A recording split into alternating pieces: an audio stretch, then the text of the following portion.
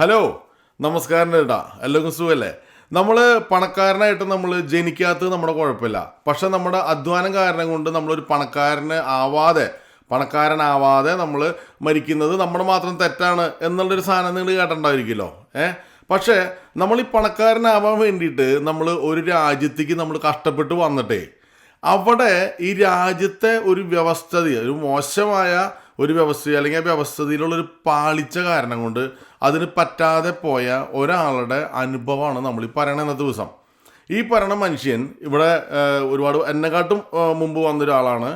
ആള് ഒരുപാട് ജോലികളൊക്കെ ചെയ്ത്, സെക്യൂരിറ്റി ജോലി, കോൾ സെൻറ്ററിൽ ജോലി, പിന്നെ പോലീസിൻ്റെ മറ്റേ ടെസ്റ്റുകൾ, അങ്ങനെ കുറേ കാര്യങ്ങൾ, അങ്ങനെ എല്ലാ രീതിയിലും പുള്ളി കുറേ കാര്യങ്ങൾ ചെയ്തിട്ട് അങ്ങനെ ജീവിതം മുന്നോട്ട് കൊണ്ടുപോയി അവസാനം നല്ലൊരു ഉന്നമനം ഉണ്ടാവണം എന്ന് കരുതിക്കൊണ്ട് അദ്ദേഹം ട്രക്കിൻ്റെ ലൈസൻസ് എടുത്തു. അങ്ങനെ ട്രക്കിൻ്റെ ലൈസൻസ് എടുത്ത് ആൾ ജോലിക്ക് കയറി. ജോലി ഇങ്ങനെ പോയിക്കൊണ്ടിരിക്കെ പുള്ളിക്ക് ഭയങ്കര ക്ഷീണം. പൊതുവെ ഈ മനുഷ്യൻ നല്ല മടിയനാണ്. അപ്പോൾ ഈ ക്ഷീണം എന്ന് പറഞ്ഞപ്പോൾ എല്ലാവരും പറഞ്ഞു, വെറുതെ ഇരിക്കല്ലേ, സ്റ്റീറിങ് പിടിച്ച് ഇങ്ങനെ ഇരിക്കല്ലേ എന്ന് പറഞ്ഞു. അങ്ങനെ പറയുന്നവരോട് എനിക്കൊരു കാര്യം പറയാനുണ്ട്. ഈ 10-60 അടിയുള്ള സാധനം വെറുതെ സ്റ്റീറിങ് പിടിച്ച് ഇങ്ങനെ ഇരുന്നാൽ പോവില്ല. രണ്ട് ലൈനിൻ്റെ ഇടയിൽ കൂടെ വളരെ കഷ്ടപ്പെട്ട് വേണം കൊണ്ടുപോകാനായിട്ട്. കഷ്ടപ്പെടാതെ ഇരിക്കട്ടെ, നമ്മുടെ വിഷയം അതല്ല. ഓക്കെ.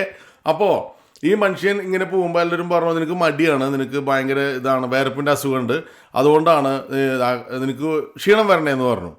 അപ്പോൾ പോകെ ചെറുതായിട്ട് ഇയാളുടെ വയറൊക്കെ ഇങ്ങനെ ചെറുതായിട്ട് വലുതായി. കാരണം ട്രക്ക് ഡ്രൈവേഴ്സിൻ്റെ ഒരു ട്രേഡ് മാർക്കാണ് ഇവിടെ ഈ പറഞ്ഞ വയറ് വലുതാവില്. അപ്പോൾ അതിനും കുറ്റം പറയാൻ പറ്റില്ല.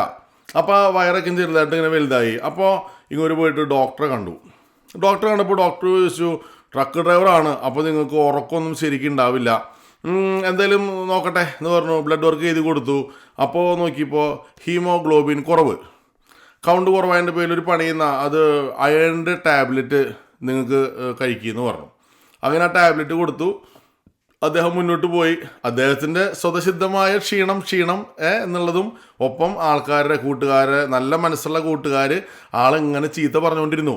നീ ഇങ്ങനെ നടന്നോ, ഒരു വർക്കൗട്ട് നടത്തണ്ട, ഡയറ്റ് ശ്രദ്ധിക്കേണ്ട, നീ ഇങ്ങനെ നടന്നോന്നുണ്ട്. നല്ലൊരു ഫുഡിയാന്ന് ഈ മനുഷ്യൻ എന്നെ വിളിച്ച പുള്ളി പറഞ്ഞു, നന്നായിട്ട് ഞാൻ ഭക്ഷണം കഴിക്കാം പാപ്പാന്ന് പറഞ്ഞു. ആളുടെ വൈഫിന് വലിയ കാര്യമായിട്ടുള്ള വിദ്യാഭ്യാസവും കാര്യങ്ങളൊന്നും ഇല്ല. അപ്പോൾ വൈഫ് വീട്ടിലിരുന്ന് പിള്ളേരെ നോക്കുന്നു, ഇദ്ദേഹം ജോലി കഴിഞ്ഞ് വരുന്നു, നല്ല കിടുക്കാച്ച് ഭക്ഷണം ഇങ്ങനെ ഉണ്ടാക്കി കൊടുക്കണു, ആൾ തിന്നണു. ഇതാണ് പരിപാടി. അപ്പം അങ്ങനെ കുറച്ച് കാലം ഇങ്ങനെ മുന്നോട്ട് പോയി. ആ സമയത്താണ് കൊറോണ വരണേ. കൊറോണ വന്നു, ഇയാൾക്ക് കൊറോണ പിടിപെട്ടു. എന്തെന്നാ പറയുക, നല്ല രീതിയിൽ ബുദ്ധിമുട്ട് അനുഭവിച്ചു. അപ്പോൾ ആ കൊറോണ കഴിഞ്ഞു, ആ ഒരു ബുദ്ധിമുട്ടൊക്കെ കഴിഞ്ഞു. അവിടെ നിന്ന് വീണ്ടും വന്നപ്പോൾ വീണ്ടും ഈ HB ഇങ്ങനെ താഴോട്ട് പോവാണ്. അപ്പോൾ പല ഡോക്ടേഴ്സും പറഞ്ഞു, HB താഴെ പോകുന്നതിൻ്റെ ഒരു കാരണം കൊറോണ വന്നതിൻ്റെ വാക്സിൻ എടുത്തതിൻ്റെ സൈഡ് എഫക്റ്റാണെന്ന് പറഞ്ഞു. കൊണ്ടു നടക്കാൻ ഇപ്പം എന്താ ചെയ്യുക. അപ്പോൾ ഈ മനുഷ്യ ഇടയ്ക്ക് തല ഇറങ്ങും. ഒരു ദിവസം ഇയാൾ ട്രക്കിൽ ജോലിക്ക് പോയി ആ യാർഡിൽ കയറി റിവേഴ്സ് ചെയ്തുകൊണ്ടിരിക്കുകയാണ്. അപ്പോൾ ട്രക്ക് ഓടിക്കുന്ന ഒരു കാര്യം, 2 മിറർ ഇങ്ങനെ ലെഫ്റ്റ് റൈറ്റ് ഉണ്ടാവും. ഇത് നോക്കിയിട്ടാണ് നമ്മൾ റിവേഴ്സ് ചെയ്യുക. ഇതിങ്ങനെ റിവേഴ്സ് ആൾ ചെയ്തുകൊണ്ടിരിക്കെ പെട്ടെന്ന് ഇദ്ദേഹത്തിൻ്റെ ബോധം അങ്ങോട്ട് പോയി. ആൾ ഇതേമാതിരി മറിഞ്ഞ് വീണു. പുള്ളിക്ക് പിന്നെ ഓർമ്മയില്ല. പുള്ളിക്ക് ഓർമ്മ വരുമ്പോൾ ഭയങ്കരമായിട്ട് ആൾക്കാരൊക്കെ നിൽക്കുന്നുണ്ട്, പാരാമെഡിക്കൽ വന്നിട്ടുണ്ട്, ആളെ തൂക്കി കൊണ്ടുപോകണു, അങ്ങനെ സംഭവങ്ങൾ. മാനേജരും എല്ലാവരും ഇറങ്ങി വന്നിട്ടുണ്ട്. നോക്കിയപ്പോൾ വണ്ടി ബാക്ക് പോയിട്ട് വേറെ ട്രെയിലർ കൊണ്ട് നന്നായിട്ട് ചാർജ് കൊടുത്ത് അവിടെ നിൽക്കുന്നുണ്ട്. വേറെ പ്രശ്നമൊന്നും ഉണ്ടായിട്ടില്ല. വണ്ടി ഒന്ന് ഇങ്ങനെ എന്താ പറയുക ഒരഞ്ഞു അങ്ങനെ നിൽക്കണത്. അങ്ങനെ വേഗം ഇതിനെടുത്ത് പുറത്തേക്ക് കൊണ്ടുപോയി ഇങ്ങോരെ ഡോക്ടറെ അടുത്ത് കൊണ്ടുപോയി, എമർജൻസി കൊണ്ടുപോയി. അപ്പോഴും നോക്കിയപ്പോൾ ഇതാണ് ഈ ഇൻറ്റേർണൽ ബ്ലീഡിങ് കാരണം കൊണ്ട് ഇങ്ങോർക്ക് ബ്ലഡ് ലോസ് സംഭവിക്കുന്നുണ്ട് എന്നുള്ളതാണ് ഇതിൻ്റെ പ്രശ്നം. അപ്പോൾ പലരും ചോദിച്ചത് എന്തുകൊണ്ടാണ് സംഭവിക്കണേ എന്നുള്ളത്. കുറേ അപ്പോയിൻമെൻറ്റുകളായി കാര്യങ്ങളായി ഇദ്ദേഹത്തിന് 1 വർഷത്തിനുള്ളിൽ എൻഡോസ്കോപ്പിയും കൊളിനോസ്കോപ്പിയും ഈ സാധനം 3 പ്രാവശ്യം ചെയ്തു. നിങ്ങൾ ആലോചിച്ച് നോക്കണം, 1 വർഷത്തിനുള്ളിൽ 3 പ്രാവശ്യമാണ് ഇദ്ദേഹത്തിന് വയ്യാതെ ആയിട്ട് ഇദ്ദേഹത്തിന് ഈ പറഞ്ഞ ഈ 2 രീതിയിലുള്ള സ്കാനിങ്ങുകളും കാര്യങ്ങളും നടത്തിയത്. ഒരു രീതിയിലും കണ്ടുപിടിക്കാൻ പറ്റണില്ല എന്താണ് പ്രശ്നം എന്നുള്ളത്. അപ്പോൾ ഇദ്ദേഹത്തിന് ജോലിക്ക് പോകാൻ പറ്റാണ്ടായി, കാരണം ട്രക്കിങ്ങിന് പോകാൻ പറ്റണില്ല, ഭയങ്കര ക്ഷീണമായി, ഭയങ്കരമായിട്ട് താഴെ പോയി. അങ്ങനെ ഇരിക്കെ ഒരു ദിവസം ഇയാൾ വീട്ടിൽ തന്നെ കുഴഞ്ഞ വീണു. വീടെന്ന് പറഞ്ഞു കഴിഞ്ഞാൽ ഇവർ വാടകയ്ക്ക് താമസിക്കുന്ന വീട്. അപ്പോൾ ആ വീട്ടിൽ വെച്ചിട്ട് ഇയാൾ കുഴഞ്ഞ് വീണു. അങ്ങനെ വീണ്ടും തൂക്കി പറക്കിയെടുത്ത് കൊണ്ടുപോയി. ആ സമയത്ത് ഒരു ജൂലൈ മാസമായിരുന്നു പറഞ്ഞ ആൾ. ജൂലൈ മാസത്തിൽ അദ്ദേഹത്തിനെ വീണ്ടും കൊണ്ടുപോയി ഇങ്ങനെ ടെസ്റ്റും കാരണം ചെയ്തപ്പോൾ അവിടുത്തെ ഒരു നേഴ്സുണ്ട്, സീനിയർ ആയിട്ടുള്ളൊരു നേഴ്സ്. ആ നേഴ്സും അവിടുത്തെ ഡോക്ടറും ഭയങ്കര ക്ലോസ് ആയിരുന്നു. അപ്പോൾ ആ ഒരു ശരീരപ്രകൃതവും ആ ഒരു സംഭവം കണ്ടപ്പോൾ ഈ നേഴ്സും കൂടി ഒരു ഒപ്പീനിയൻ പറഞ്ഞതിൻ്റെ പേരിലാണെന്ന് ഇയാൾ പറയുന്നത്.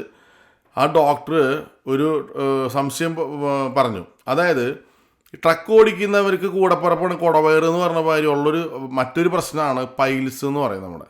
അപ്പോൾ എനിക്കറിയാം നമ്മുടെ മൂലക്കൂര് എന്നെങ്കിലും പറയുന്ന അസുഖം. ഈ സാധനം എൻ്റെ വിചാരം പുറത്തേക്ക് നിൽക്കുക എന്നുള്ളതാണ്. ഇത് ഇപ്പോൾ നമ്മൾ എന്താ പറയുക അപ്പിടുമ്പോൾ ബ്ലഡ് പോകണമെന്ന് പറയണ മാതിരി ഇദ്ദേഹത്തിന് ഈ സാധനം അകത്താ വന്നേത്രേ.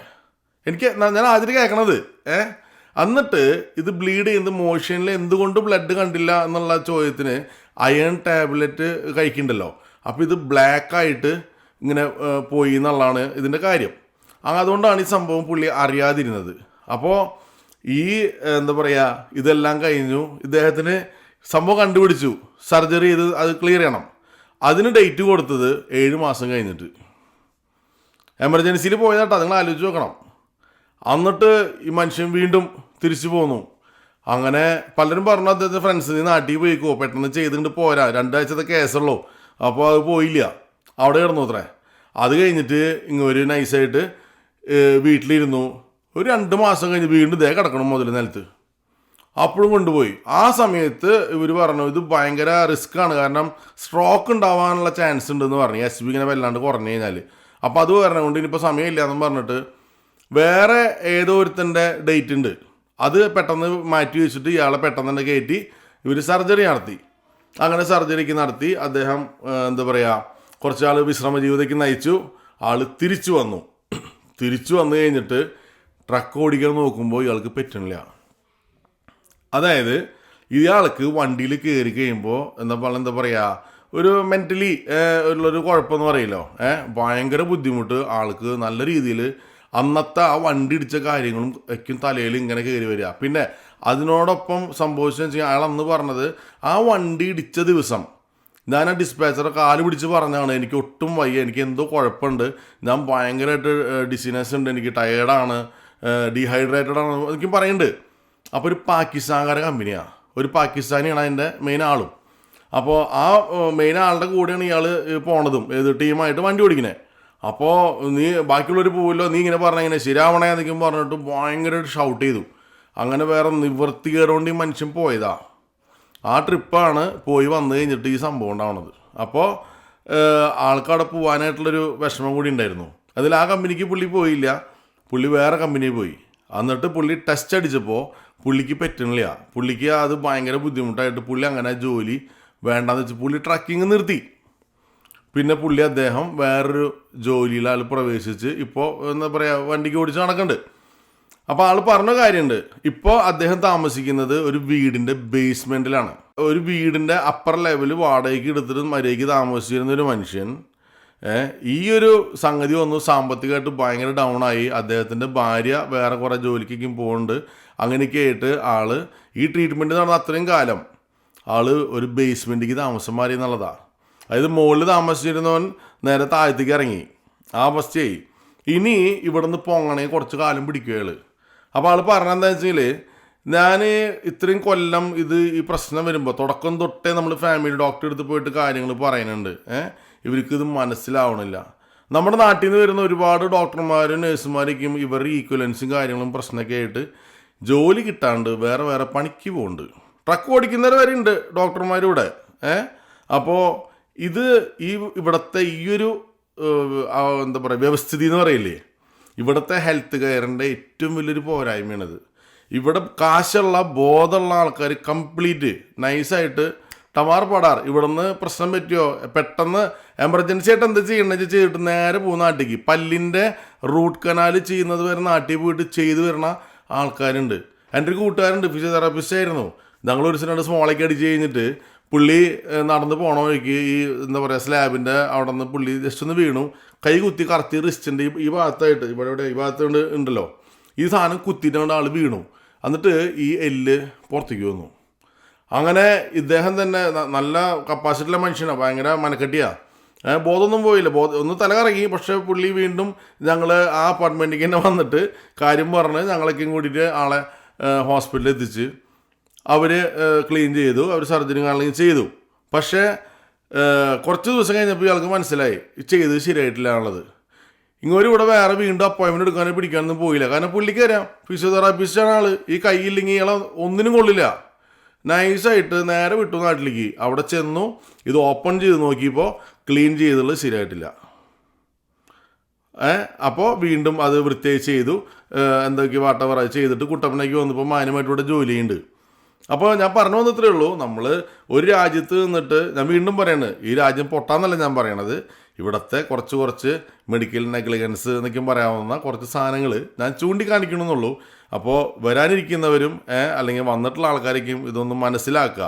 എന്തെങ്കിലും കാര്യങ്ങൾ ഉണ്ടാകുമ്പോൾ ചാടിക്കേറി എന്താ പറയുക, ബ്ലൈൻഡായിട്ട് കണ്ണടച്ച് ഇവർ പറയുന്നതൊക്കെയും കേട്ട് വിശ്വസിച്ചിരുന്നു കഴിഞ്ഞാൽ ഒരു പക്ഷേ ആൾ കയ്യിൽ നിന്ന് പോയിട്ടേ നമുക്ക് കാര്യം ഉണ്ടാവുള്ളൂ, വർത്താൻ കാര്യമില്ല. പക്ഷേ ഇതോടൊപ്പം തന്നെ ഞാൻ പറയാമല്ലോ, വളരെ അഡ്വാൻസ് ആയിട്ടുള്ള ഒരുപാട് ട്രീറ്റ്മെൻറ്റുകളും കാര്യങ്ങളും ഉള്ള രാജ്യമാണ്. അതിൻ്റെ ഒരു വിക്റ്റിമാണ് എൻ്റെ ഫാമിലിയിലുള്ള നമ്മുടെ രണ്ടാമത്തെ ചെറുക്കൻ. അപ്പോൾ നമ്മളൊരിക്കലും ഇതിനെ കംപ്ലീറ്റ് ആയിട്ട് നമുക്ക് ഇങ്ങനെ പറ്റിപ്പോയി എന്ന് പറയാൻ പറ്റില്ല. നല്ല കാര്യങ്ങളുണ്ട്. പക്ഷേ ഈ അഡ്വാൻസ്ഡ് ആയിട്ടുള്ള ട്രീറ്റ്മെൻറ്റും കാര്യങ്ങളിലേക്കും നമ്മൾ അവരുടെ ലിസ്റ്റിലേക്ക് എത്തിപ്പെടാനായിട്ട്, ബൈബിളിൽ പറയും സ്വർഗത്തിലേക്കുള്ള വഴി ഇടുങ്ങിയതാന്ന് പറഞ്ഞ പോലെ, ഈ ഇടുങ്ങിയ വഴി കൂടെ സഞ്ചരിച്ചിട്ട് എത്തുമ്പോഴേക്കും ചിലപ്പോൾ നമ്മൾ കൊഴിഞ്ഞു പോയിണ്ടാവും. അതാണ് ഇവിടുത്തെ മെയിനായിട്ടുള്ളൊരു കുഴപ്പം. അപ്പോയിൻമെൻറ്റ് കിട്ടില്ല എന്നുള്ളതാണ്. അത് കിട്ടി വരുമ്പോഴേക്കും കാര്യങ്ങളൊക്കെ തീരുമാനമാവും. സംഭവം അപ്പോയിൻമെൻറ്റ് കിട്ടി കയറിയിട്ടുണ്ടെങ്കിൽ കുറേയൊക്കെയും അടിപൊളിയിട്ട് കാര്യങ്ങൾ ചെയ്യും. പക്ഷെ അവിടെ കയറണ വരെ കുറച്ച് ബുദ്ധിമുട്ടാണ്. അപ്പോൾ എന്താ പറയുക, എല്ലാവരും ശ്രദ്ധിക്കുക. ഇങ്ങനത്തെ കാര്യങ്ങളൊക്കെ ഇവിടെ ഉണ്ട്. ഇവിടെ നല്ല എല്ലാ രാജ്യത്തേക്ക് നടക്കുന്നുണ്ടാവും. പക്ഷെ ഞാൻ ഇവിടുത്തെ ഈ ഒരു അനുഭവം ഒരാൾ വിളിച്ച് പറഞ്ഞു. അപ്പോൾ ആൾ പറഞ്ഞത്, മാന്യമായിട്ടും ഞാൻ എൻ്റെ ഫിനാൻഷ്യൽ ഗ്രാഫുകൾ മുകളിലോട്ട് പോയിക്കൊണ്ടിരിക്കുകയായിരുന്നു. പക്ഷേ ഇവിടുത്തെ ഹെൽത്ത് കെയർ സിസ്റ്റം എന്നെ അത് താഴ്ത്തിക്കാക്കി. നമ്മുടെ മറ്റൊരു പഴഞ്ചൊല്ലുണ്ട്, അതായത് മാളിക മുകളിലിരിക്കുന്ന മന്നൻ്റെ തോളിൽ മാറാപ്പ് കയറ്റിയത് ഭവാൻ എന്നുള്ളതിന് പകരം ഇവിടുത്തെ ഹെൽത്ത് കെയർ സിസ്റ്റം എന്ന് മാറ്റിയിട്ട് പുള്ളി ഇപ്പോൾ വീണ്ടും ബേസ്മെൻറ്റിലേക്ക് ഇറങ്ങിയിട്ടുണ്ട്. പിന്നെ എനിക്ക് ഏറ്റവും ഇഷ്ടപ്പെട്ട കാര്യം എന്താ വെച്ച് കഴിഞ്ഞാൽ, ആളുടെ വൈഫിന് വലിയ വിദ്യാഭ്യാസമൊന്നും ഉണ്ടായിരുന്നില്ല, ഞാൻ പറഞ്ഞല്ലോ. അപ്പോൾ ആ പുള്ളിക്കാരത്തി മെനക്കെട്ട് ഒരു കോഴ്സൊക്കെ എടുത്ത് പഠിച്ച് ഇപ്പോൾ കുഞ്ഞൊരു ജോലിക്ക് പോകുന്നുണ്ട്. അപ്പോൾ ഇങ്ങനെ വേണം. നമ്മുടെ പാർട്ട്ണർക്ക് ഇതിന് പറ്റിയ അല്ലെങ്കിൽ ആളെ കൊണ്ട് പറ്റണില്ല എന്ന് കണ്ടു കഴിഞ്ഞാൽ തീർച്ചയായിട്ടും ഇറങ്ങി പ്രവർത്തിക്കുന്ന ആ ഒരു സ്ത്രീക്ക് വലിയൊരു കൂപ്പുകൈ നേർന്നുകൊണ്ട് നമ്മൾ തൽക്കാലത്തേക്ക് പോവാണ്. പിന്നെ ഞാൻ പുതിയൊരു മൈക്കൊക്കെ മേടിച്ച് വെച്ചിട്ടുണ്ട്. ഇത് എങ്ങനെയുണ്ട്, എൻ്റെ ശബ്ദം ഗാംഭീര്യമൊക്കെ ഉണ്ടോ എന്നുള്ളത് നിങ്ങളൊന്ന് പറഞ്ഞോളൂട്ടാ. പറഞ്ഞ സന്തോഷമാവും നമുക്ക്. അപ്പോൾ ശരി, എന്നാൽ വീണ്ടും കാണാം. Okay, by.